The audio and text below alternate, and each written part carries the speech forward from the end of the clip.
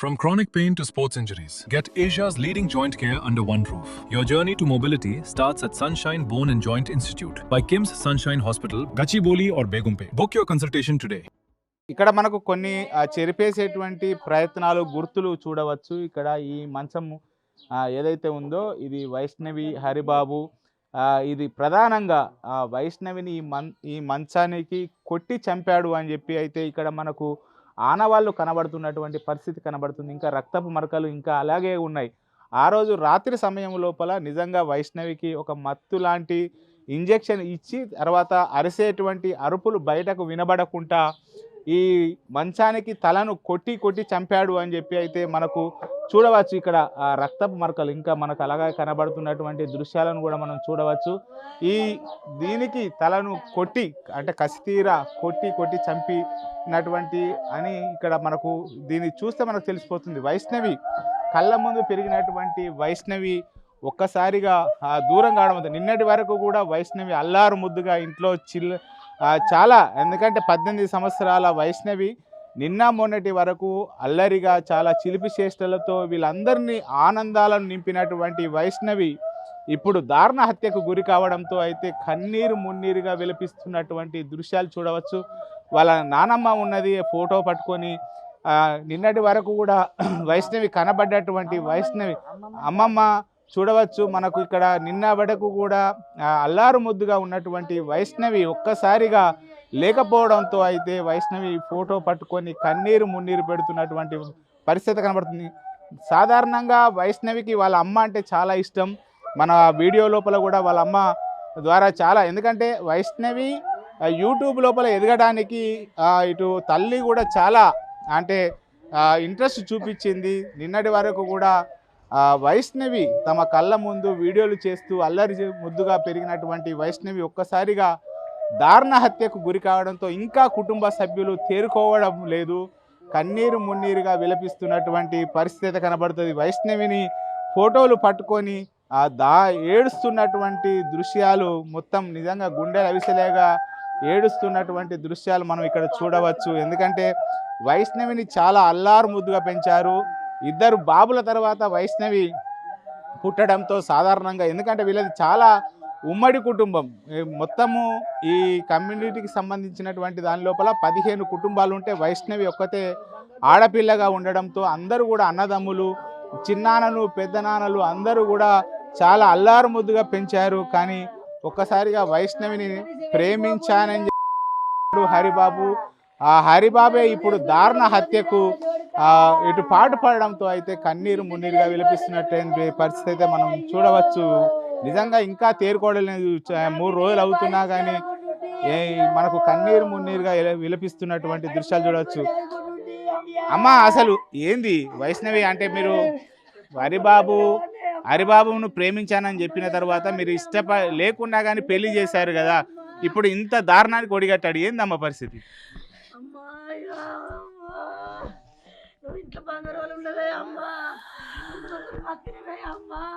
అమ్మా ఇప్పుడు హరిబాబు ఎన్ని రోజుల నుంచి వైష్ణవికి పరిచయము, ప్రేమించానని వెంబడిపడ్డాడు, ఇలా దారుణ హత్యకు చేశాడు?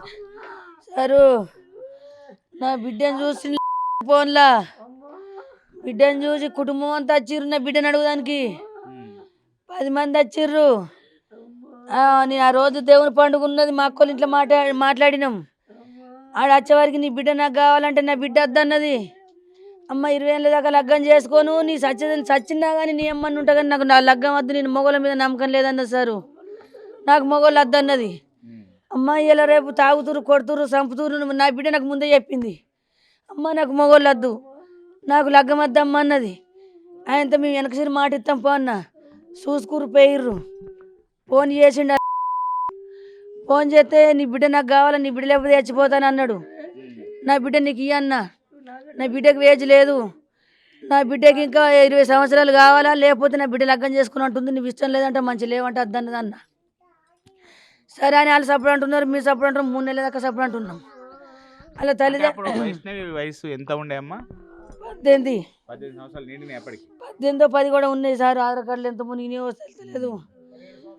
ఏమబ్బా నేను చేసుకోను అని అంటే తల్లిదండ్రులని తండ్రి లేడు, అన్నదమ్ముల దగ్గరికి ఏంటంట తల్లి దగ్గరికి ఏంటంటే నాకు ఆ పిల్లని చేయరు అన్నాడంట.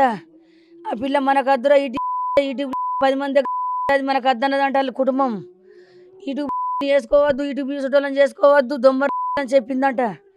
ఆయన నేను చేసుకుంటానడంటే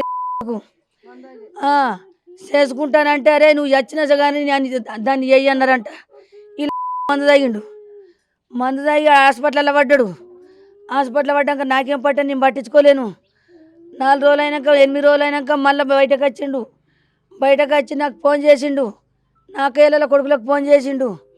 వయసమ్మ లేకపోతే నేను చచ్చిపోతాన్నాడు, మందు డబ్బా తెచ్చుకున్న చెట్లలో కూకున్నా అన్నాడు.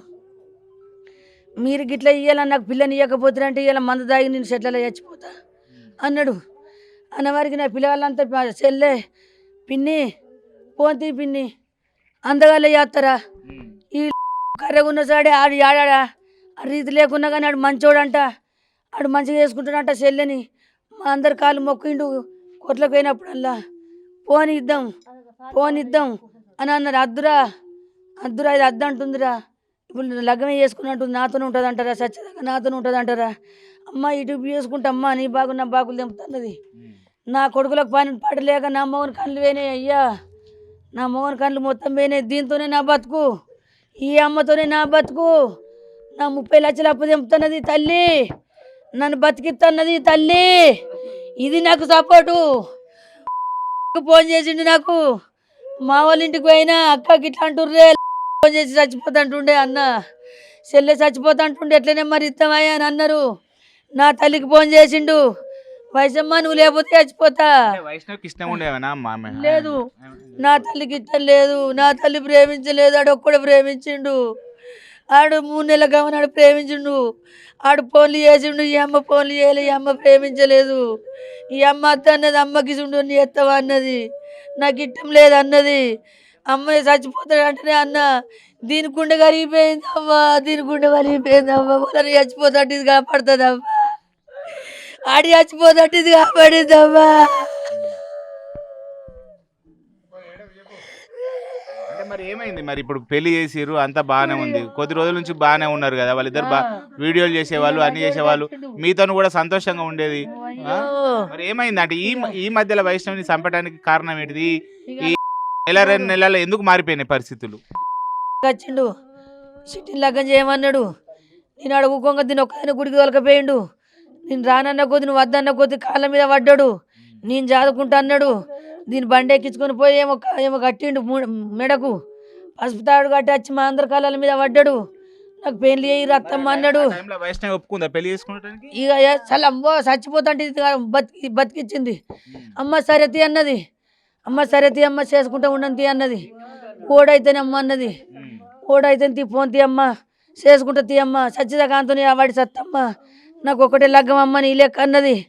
నా కైలలో కూడా అమ్మ చచ్చిపోతాడు పోనీ అన్నది. సరే అన్న 8 రోజులకు మళ్ళీ వాళ్ళ తల్లిదండ్రులకు ఫోన్ చేసిన, ఫోన్ చేస్తే ఇగో పిల్లగాడు వచ్చి గిట్ల చేసుకున్నాడు, లగ్గం చేద్దాం గుట్ట కిందన్న. వాళ్ళు 3 తల్లి 2 కొడుకులు దాన్ని దీన్ని చంపేస్తున్నారు. నా ఇంటికి వస్తే మీరు లగ్గం చేస్తే చంపేస్తున్నారంటే చంపేస్తారంటే వెళ్ళిపోరా, నా బిడ్డను చంపుతారా, నేను వేరేవానికి ఇచ్చుకుంటా, నా ఇంట్లో ఉంచుకుంటా పోరా అంటే నేను చచ్చానే పోతా, నీ బిడ్డ చెప్పాడు. ఇంట్లోనే ఉంటా, ఈయన్నే బత్త, నేను ఈయన్నే బత్త, ఇంట్లో పెట్టిపోను, నా సిటీ దగ్గరనే నేను బత్త అన్నాడు. సరే గంగరమని అని చిన్నగా లగ్గం చేసుకొచ్చిన అయిపోయింది. అయిపోయినాక ఏం చేసిండు, రోజు వాళ్ళ ఇంటికి ఓడి పెట్టిండు. నా ఇంటికి పోయిండు, 10 లక్షల దాకా చంపొచ్చిండంట, వాళ్ళ దగ్గరనే పెట్టిండంట. అది లగ్గంకు రూపాయి ఇవ్వలేదు, బంగారం చేయించి పెట్టిండంట. అమ్మ నాకు రూపాయి లేదు, పని చేస్తలేని, పైసలు ఇవ్వనంటే నువ్వు నా ఇంటికి ఎందుకు వచ్చినావురా, నువ్వు చచ్చిపోరా, నీ సాగు అనిరా, నీ పెళ్ళం గిల్ల పోనరా అని దీన్ని సట్టన సాపిల్లు పెట్టిర్రు. రికార్డు ఉన్నది చూడరు సారు. నీ పెళ్ళని చంపేసాక మాకు నిద్రపోదు, మాకు ఎంబెల్లి తెలుసు. ఎంబెల్లిలో అలా నడుపుకోడుకు తిరుగుతుండు కొన్ని సంవత్సరాలే. అవురా అరిగా ఎట్లా చేసుకున్నావురా, యూట్యూబ్ పిల్లని ఎట్లా చేసుకున్నావురా, చంపుతావా లేదా, దాన్ని చంపేయి, నేను ఎంబెల్లితో మెప్పించి నేను ఎలా తీసుకొస్తా.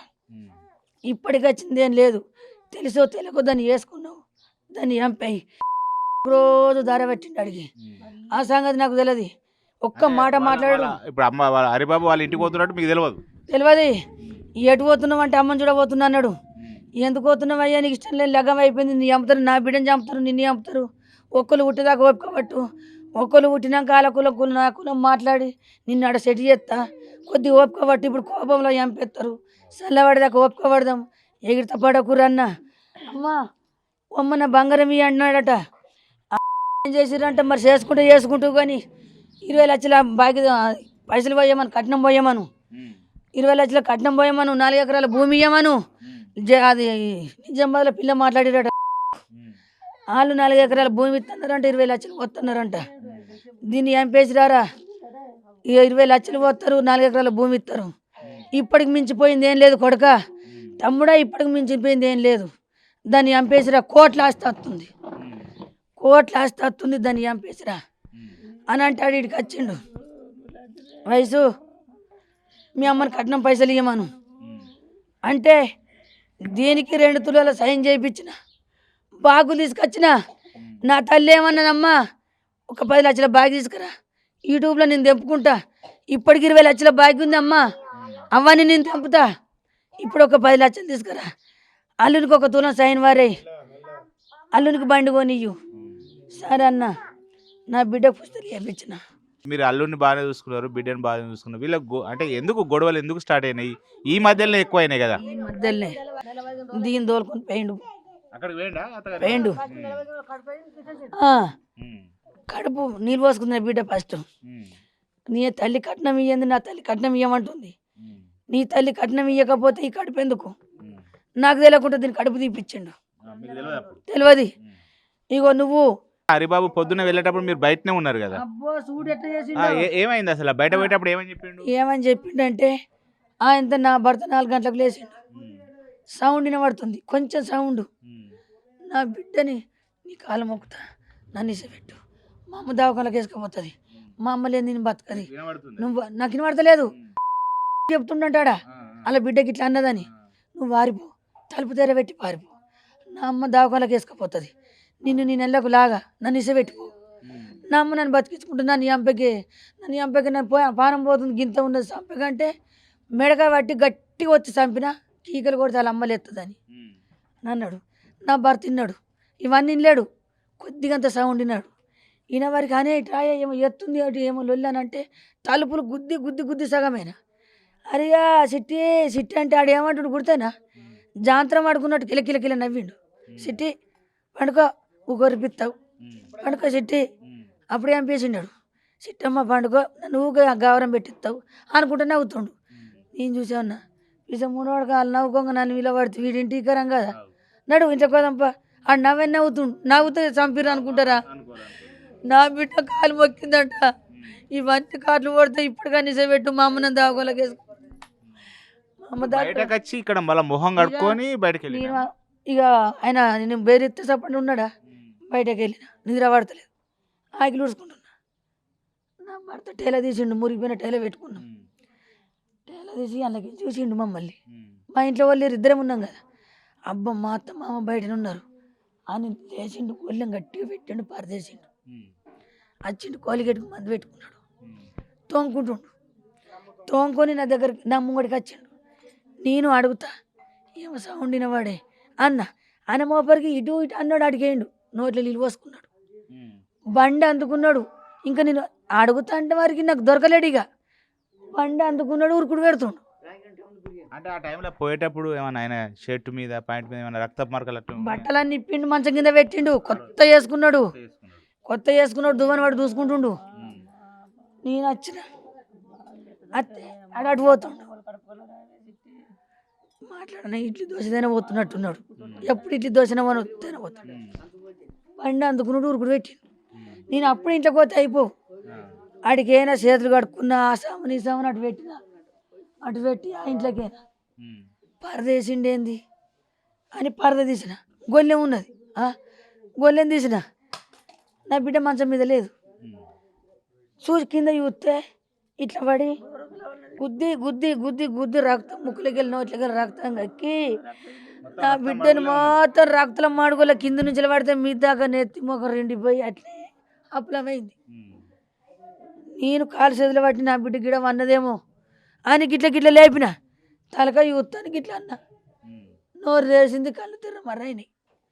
చూసిన పానం లేదా, అయ్యో నేను మొత్తుకున్నా, రారే ఆని దొరకబట్టలేరు కానీ రాని వారికి నా బిడ్డను దాచుకొని లేసుకొని పోయేవారికి అడిగేవారికి పానే వేయింది.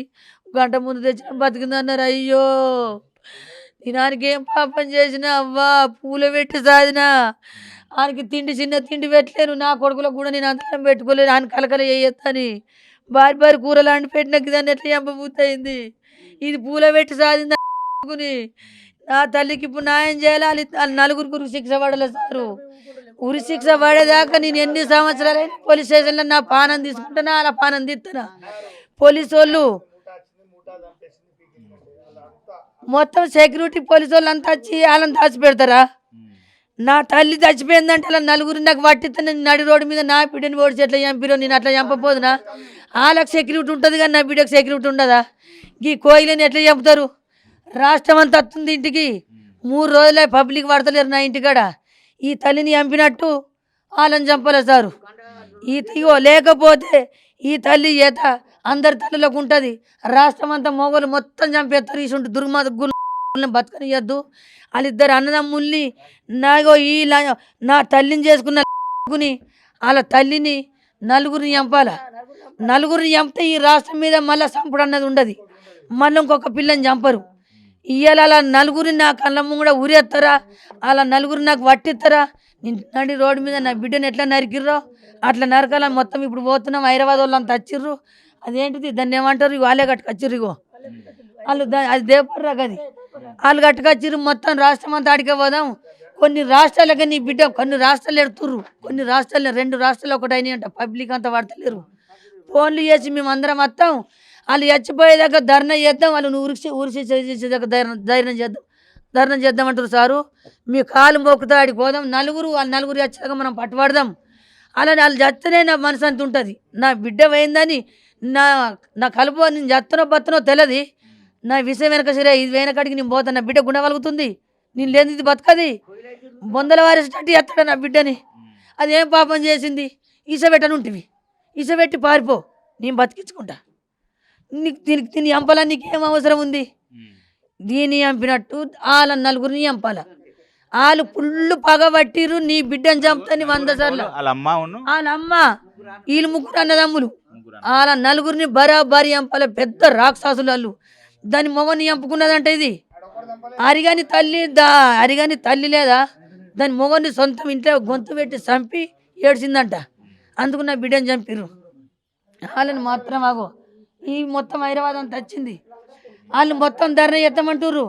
ఇప్పుడు పోతాం, అందరం పోతాం. నా పానం పోయినా సరే వాళ్ళ పానాలు తీయాలి సారు.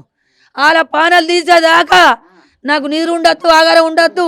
ఈ మిలిటరీ మొత్తం పట్టించుకోవాలి. ఈ రాష్ట్రం అంతా పట్టించుకోవాలి. పోలీసు వాళ్ళు కూడా, ఎస్ఐ కూడా, ఎమ్మెల్యే కూడా, ముఖ్యమంత్రి కూడా, రేవంత్ రెడ్డి కూడా, అక్కడ పవన్ కళ్యాణ్ కూడా, ఎంతమంది భూమి మీద ఎన్ని రాష్ట్రాలు ఉన్నారో, ఎంత పెద్ద సార్లు ఉన్నారో వాళ్ళందరూ నాకు హెల్ప్ చేసి వాళ్ళ నలుగురికి ఉరిశిక్ష పడేటట్టు చూడాలా. నా బిడ్డ కాళ్ళ కింద వాళ్ళని పెట్టాలా. అప్పుడే నేను బతా. కానీ వాళ్ళు పట్టించకపోతే మాత్రం మంచిగా ఉండదు. వాళ్ళని లేకపోతే నాకు అప్పచెప్పమను.